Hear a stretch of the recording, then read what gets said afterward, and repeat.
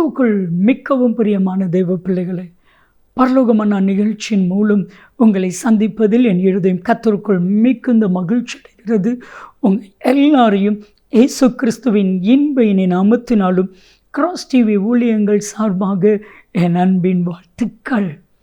இன்றைய பரலோகமன்னா சீக்கிரத்தில் நீங்கிவிடும் உபத்திரவம். என் அன்பு தெய்வ பிள்ளைகளே, ஒவ்வொரு மனிதனுடைய வாழ்க்கையிலும் ஒவ்வொரு மனுஷனுடைய வாழ்க்கையிலும் சொல்ல முடியாத ஒரு பகுதி இருக்குது. அதுதான் உபத்திரவம். அந்த உபத்திரவத்தை யாராலையும் சொல்ல முடியாத, தாங்க முடியாத உபத்திரவம்.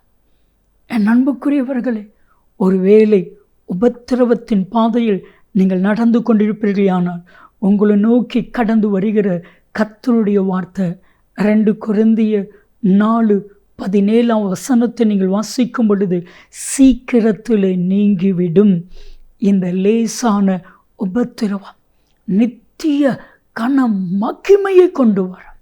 என் அன்பு தெய்வ பிள்ளைகளே, நீங்கள் உபத்திரவப்படுறீங்களா? அந்த உபத்திரவம் மகிமையை கொண்டு வரும். உபத்திரவப்படுறீங்களா? அந்த உபத்திரவம் பெரிய மேன்மையை கொண்டு வரும். உபத்திரவத்தின் குகையில்தான் தேவனாகிய கர்த்தர் உங்களையும் என்னையும் தெரிந்து கொண்டா. சீக்கிரத்தில் நீங்கிவிடும் இந்த உபத்திரவம். என் அன்பு தெய்வ பிள்ளைகளே, உபத்திரவம் இல்லாத ஒரு மனிதனை காட்டுங்களேன். சர்வ வல்லமையுள்ள தேவனாகிய கர்த்தராகிய இயேசு கிறிஸ்துவை சொன்னார்.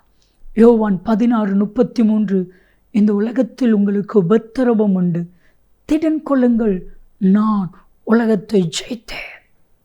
அப்படின்னா இயேசுவும் உபத்திரவத்தின் வழியாய் கடந்து சென்றிருக்கிறார். என் அன்பு தெய்வ பிள்ளைகளே, ஒரே ஒரு காரியத்தை புரிந்து கொள்ளுங்க. உபத்திரவத்திலையும் கர்த்தர் உங்கள் கூட தான் இருக்கிறார். உபத்திரவத்தின் பாதையில் கர்த்தர் உங்கள் கூட தான் இருக்கிறார். வேதாகமத்தில் தேவனால் தெரிந்து கொள்ளப்பட்டு வாக்கு தத்தத்தை பெற்ற ஒரு மனிதன், ஒரு இளைஞன் யோசேப்பு. 17 வயசில் கர்த்தர் அவனோடு கூட பேசினார். உன்னை உயர்த்துவேன், உன்னை ஆசீர்வதிப்பேன், உன்னை மேன்மைப்படுத்துவேன். ஆனால் யோசேப்பு அனுபவித்ததெல்லாம் உபத்திரவம். நீங்கள் வாசித்து பாருங்க, அப்போஸ்தலர் நடபடியின் புத்தகம் 7வது அதிகாரம் 9-10 நீங்கள் வாசித்து பாருங்க. யோசேப்புங்கிற மனிதன் அவர்களுடைய சகோதரர்களால் விற்கப்பட்டு எகிப்திற்கு அனுப்பப்பட்டான். அவன் உபத்திரவப்பட்ட பொழுது அவனுடைய உபத்திரவத்தில் கர்த்தர் அவனோடு கூட இருந்து எல்லா உபத்திரவத்திலும் இருந்து அவனை விடுவித்தார். என் அன்பு தெய்வ பிள்ளைகளே, இன்றைக்கி நீங்கள் உபத்திரவப்படுறீங்களா? உபத்திரவப்படும் பொழுது இந்த உலகம் உங்களை அற்பமாக எண்ணும். ஆனால் கர்த்தர் அப்படி அல்ல. சங்கீதம் 22:24 நீங்கள் வாசித்து பாருங்க. உபத்திரவப்படுகிறவனுடைய உபத்திரவத்தை அற்பமாக எண்ணாமலும் அருவருக்காமலும் தம்மை நோக்கி கூப்பிடும் பொழுது கர்த்தர் அவனுடைய உபத்திரவத்திலிருந்து விடுவிப்பா.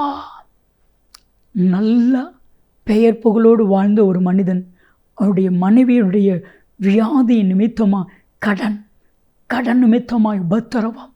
இந்த கடன் நிமித்தமாய் பேரெல்லாம் கெட்டு போனது. பேரெல்லாம் நல்ல பேர் கெட்டு போனது.